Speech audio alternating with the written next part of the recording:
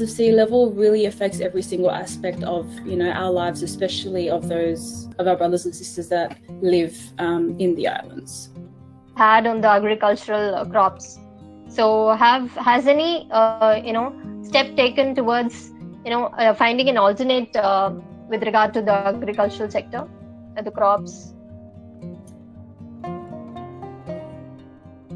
Our warriors in Samoa, Mika, he did work on specific gardens within the islands, and just to help show our people how to grow their crops in a different way, which might not involve as much water as it did before.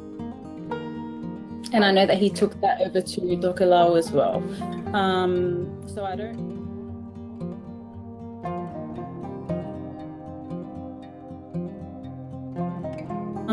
So as a Pacific warrior, as I mentioned earlier, the effects that climate change has on the islands, it's not something that you learn in school. So one of the main things that I know our team here in New South Wales would like to focus on would be bringing awareness to our youth, to our people, because it's not general knowledge, and it's not something that you would come across unless you go out and seek it, or unless you know somebody else that's already in the field. So one of the main things for me, I would say, would be bringing that awareness through.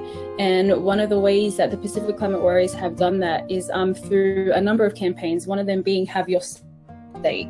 So Have Your Say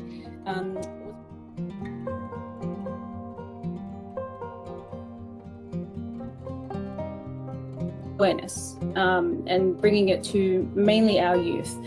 So as a New South Wales coordinator, we have done workshops with youth groups from high schools, where we let them know what's happening in our islands, and we teach them the things that we weren't taught in school. So, we would tell them about climate change, how it's affecting the islands, why it's affecting the islands, and things that we can do here in Australia to help our people back home, because the opportunities that we have here in Australia, not to retell them in our own way, but just to amplify their stories, if that makes more sense.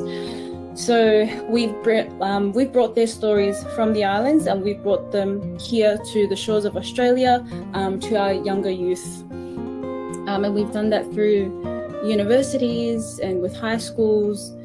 We do workshops within the communities. It's a lot of community organizing and a lot of community work.